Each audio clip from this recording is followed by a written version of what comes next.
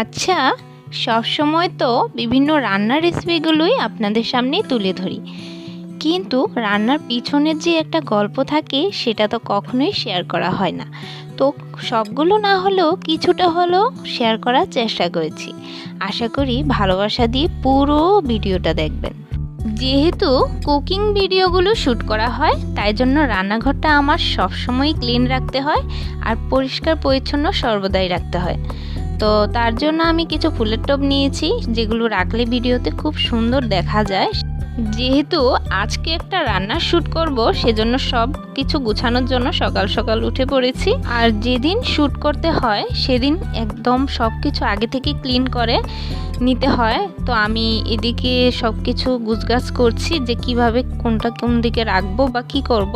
আর এখানে আমি একটা মানি প্ল্যান্টের চারা রেখেছি, যেটা কিনা আমি পরিচর্যা করেও রাখি। এখন এর মধ্যে জল দিয়ে দিলাম, আর 2 দিন পর পর এটা আমি সানলাইটে রেখে আসি, তারপর গাছটা কিন্তু খুব সুন্দর থাকে। আসলে সব কিছু হচ্ছে মনের চাহিদার উপর নির্ভর করে। যে যতটা বেশি চাহিদা সম্পন্ন, ঠিক সে ততটাই বেশি ক্লিন থাকতে আর সব কিছু সুন্দর করে রাখতেই পছন্দ করে। তো আমি জানি না আমার অন্য কোনো চাহিদা আছে কি না, শুধুমাত্র আমার এই চাহিদাগুলোই একটু বেশি। সব কিছু একটু সুন্দর দেখা যাবে, সুন্দর করে রাখার জন্য আমার বেশি ব্যাকুলতা। দুনিয়ার সব কাজে যদিও আমার আলসেমি লাগে, তবুও কিন্তু এই রান্নাঘরে সুন্দর রাখতে আমার কিন্তু একটু আলসেমি লাগে না। জানি না সবার কাছে কীরকম লাগে। তো আপনারা কিভাবে কি করেন অবশ্যই কিন্তু কমেন্ট বক্সে জানাবেন। তো আমি এদিকে একটা তেলের বোতল নিয়ে নিয়েছি, যেটা কিনা অপূর্ণ ছিল, সেটা পূর্ণ করে নিলাম। তো এবার এটা একটা সাইডে রেখে দিচ্ছি। সবগুলোই আগে থেকে, এই যে বললাম ভিডিও শ্যুটের আগেই সবগুলো সুন্দর করে গুছগাছ করে নিতে হয়। তো সবগুলো গুছগাছ করে নিয়েছি। এদিকে একটা জিনিসের কথা মনে পড়লো, সেটাও আপনাদের সাথে শেয়ার না করে পারলাম না। এই যে এই মগটা দেখছেন, এটা আমার হাজবেন্ড গিফট পেয়েছে। উনি যেখানে চাকরি করে সেখান থেকে এটা গিফট দিয়েছে। তো কাপটা কিন্তু বেশ ভারী ছিল, আর আমার কিন্তু বেশ পছন্দ হয়েছে, তাই ভাবলাম আমি আগে এটা দিয়ে শুরু করি। তো আমি 1 কাপ চা এদিকে বসিয়ে দিয়েছি, আর সাথে আপনাদেরকে কাপটা দেখিয়ে দিচ্ছি। কাপটা অনেকটাই ভারী ছিল, অনেকটাই মজবুত ছিল। আমার কাছে তো গিফট পেতে ভীষণ ভালো লাগে, আপনাদের কাছে কেমন লাগে জানি না, তো অবশ্যই জানাবেন। আর চা খাওয়ার ক্ষেত্রে আমার একটু খুঁতখুঁতানি আছে, যেটা কি না একটু কড়া করে চা না হলে আমার কিন্তু ভালো লাগে না। আর সকালবেলা চা না হলে দিনটাই যেন মিছা হয়ে যায়।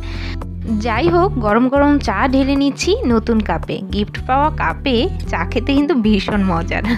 যাই হোক, যারা এখনও চ্যানেলটি সাবস্ক্রাইব করেননি অবশ্যই কিন্তু সাবস্ক্রাইব করে রাখবেন। তো এদিকে আমি পেঁয়াজকলি নিয়ে নিয়েছি। যেহেতু এখন পেঁয়াজকলি অ্যাভেলেবল, তো পেঁয়াজকলি দিয়ে তো অবশ্যই রেসিপি তৈরি করতে হবে। তো পেঁয়াজকলি কারা কারা পছন্দ করেন অবশ্যই জানাবেন। তো এদিকে আমি পেঁয়াজকলিগুলো দিয়ে আজকে ভর্তা তৈরি করব। আমার কাছে মনে হয় সব সময় তো পেঁয়াজকলি একই রকমভাবে খেয়ে থাকি, আজকে না হয় একটু অন্যরকমভাবেই খাই। পেঁয়াজকলিগুলোকে আমি প্রথমে কেটে নিচ্ছি ভালো করে। এর সাথে আমি পেঁয়াজ, রসুন দিয়ে, ধনেপাতা দিয়ে ভালো করে ঝাল ঝাল করে ভর্তাটা তৈরি করবো আজকে। ভর্তা খেতে আমার ভীষণ ভালো লাগে। আমি হাতের কাছে যেটাই থাকুক না কেন, ওইটা দিয়ে ভর্তা তৈরি করার চেষ্টা করি। আশা করি অনেকেরই ভর্তা খেতে ভীষণ প্রিয়, হয়তো এক একজনের এক এক রকম ভর্তা খেতে প্রিয়। অলরেডি এই ভর্তা রেসিপিটা চ্যানেলে দেওয়া আছে, চাইলে আপনারা সেখান থেকে দেখে নিতে পারেন। এইদিকে আমি এগুলো কাটাকুটি করছি। আমার ছেলে ঘুমিয়ে আছে, তাই জন্যই কিন্তু আজকে এখনও ডিস্টার্ব করেনি। কিন্তু যেদিন সজাগ থাকবে সেদিন আর রক্ষে নেই, এটা ওটা ধরে টানাটানি করবে। আসলে সব বাচ্চারাই কিন্তু এরকম। তো এরকম বাচ্চা নিয়ে ভিডিও করা অনেক একটা কঠিন কাজ, অবশ্যই আপনারা বুঝেন যাদের ঘরে এরকম ছোট বাচ্চা আছে। এদিকে পেঁয়াজকলিগুলো কাটতে কাটতে ভাবছি যে এখন তো কাঁচামরিচের অনেকটাই দাম কমে গেছে, কিন্তু এই কাঁচামরিচ আনার পর এগুলো কয়দিন পরেই কিন্তু খুব তাড়াতাড়ি নষ্ট হয়ে যায় বা পচে যায়। তো সেক্ষেত্রে এই কাঁচামরিচ দিয়ে কী করা যায়, আমি অর্ধেকটা ব্লেন্ড করে ফ্রিজে রেখে দিয়েছি, আর বাকি যেই অর্ধেক কাঁচামরিচটা ছিল তা দিয়ে আমি এখন একটা গ্রিন চিলি সস তৈরি করে নিব, যেটা যে কোনো ভাজা পোড়ার সাথে খাওয়া যায়, খুব টেস্ট হয়। তা আমি এটা রেসিপি এখনও আপনাদের কাছে শেয়ার করিনি, অবশ্যই শেয়ার করার চেষ্টা করব। তো এমনিতে আমি কাঁচামরিচগুলো পচে যাচ্ছে, তাই তাড়াতাড়ি করে কি করব ভেবেই আমি একটা সস তৈরি করে নিচ্ছি। যেহেতু এখন অনেকটাই শীত পড়ে গেছে, তাই এখন সবাই কিন্তু বেশিরভাগই পিঠা তৈরি করে খায়। আর পিঠার মধ্যে সচরাচর আমরা যেটা তৈরি করি সেটা হচ্ছে চিতই পিঠা। আর এই চিতই পিঠা বাইরেও কিন্তু অনেকটাই কিনতে পাওয়া যায়, যেটা খেতেও কিন্তু অনেক টেস্ট হয়। তার সাথে কিন্তু ভর্তাও থাকে। আমার কাছে চিতই পিঠা ভর্তা দিয়ে খেতে ভীষণ ভালো লাগে।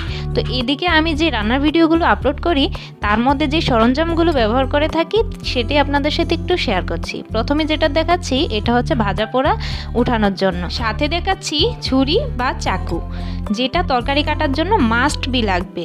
তো এটা কিন্তু না হলে হয়ই না।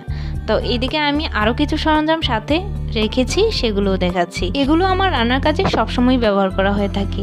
তো এটা হচ্ছে হ্যান্ড বিটার, এটা দিয়েও কিন্তু ম্যাক্সিমাম যে কোনো লিকুইড জিনিস মিক্স করতে খুব ভালো হয়। আর এটা হচ্ছে কাঁচি, এটা দিয়ে আমি ধনেপাতা কুচি করি কিংবা কাঁচামরিচ কুচি করতে অনেকটাই কাজে লাগে। আসলে রান্নার কাজে আরও অনেক কিছু আছে যেগুলো সবগুলো কিন্তু শেয়ার করা সম্ভব হয় না। তো আমি যতটুকুই পেরেছি সবগুলো শেয়ার করার চেষ্টা করেছি, আর বাকিগুলো আরেকদিন ভিডিওতে শেয়ার করব। আর এগুলো হাতের কাছে ছিল তাই এগুলোই আপনাদের সাথে শেয়ার করেছি। হয়তো অনেকেই ভাবছেন এই রান্নার রেসিপি মানেই তো খাওয়া আর খাওয়া, কিন্তু আসলে কিন্তু তা না। প্রতিদিন কিন্তু রান্নার ভিডিও করতে হয় না। আমি 2 দিন পর পর সপ্তাহে 2 বা 3টা ভিডিও শ্যুট করি, এতেই যথেষ্ট। তো রান্না তো রেগুলার যে রান্নাটা ঘরে করতে হয় সেটা তো সব সময় করা লাগে। আচ্ছা যাই হোক, অনেক কিছু আপনাদের সাথে আজকে শেয়ার করলাম। তো রান্নার ফাঁকে ফাঁকে এইগুলো একটু শেয়ার করার চেষ্টা করব। যদি ভালো লাগে অবশ্যই চ্যানেলটি সাবস্ক্রাইব করবেন। আর রান্নার পাশাপাশি এই ব্লগটা কেমন লেগেছে আপনাদের অবশ্যই কিন্তু কমেন্ট বক্সে জানাবেন। আজকের মতো এই পর্যন্তই, টাটা।